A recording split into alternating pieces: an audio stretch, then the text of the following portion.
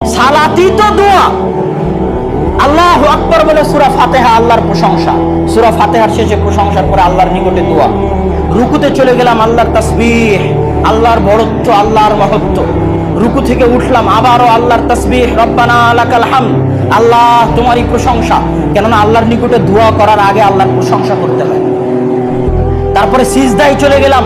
আল্লাহর কাছে বান্দা সিজদায় যত নিকটবর্তী হয়, পৃথিবীতে আর কোনো ইবাদত নাই যেটাতে বান্দা আল্লাহর নিকটে এত নিকটবর্তী হয়।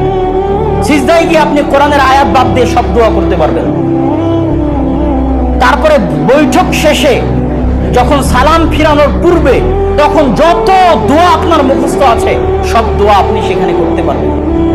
আপনারা যদি হাদিস গ্রন্থগুলো খুলে দেখেন, সালাতের অধ্যায় হাদিস গ্রন্থগুলো, তো হাদিস গ্রন্থগুলোতে দেখবেন যে আল্লাহু আকবার বলে সালাত শুরু হলো, তারপরে রুকু, সিজদা, তাশাহুদ, দোয়া সব দিয়ে আসসালামু আলাইকুম বলে সালাত শেষ হলো। তার মানে কি শেষ হলো? কি শেষ হলো? দোয়া শেষ হয়ে গেল।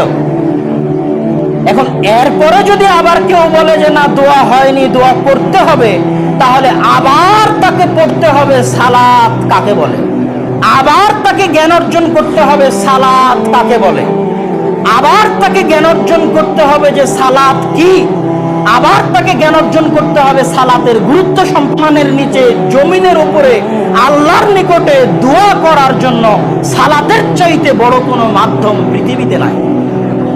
এই জ্ঞান তাকে আবার অর্জন করতে হবে।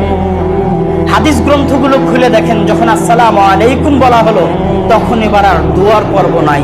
এবার জিকির, আজকার, তাসবিহ, তাহলিল, সুবহানাল্লাহ, আলহামদুলিল্লাহ, আল্লাহু আকবার, লা ইলাহা ইল্লাল্লাহ, আয়াতুল কুরসি, নাস, ফালাক, ইখলাস, এগুলোতে ভর্তি। কিন্তু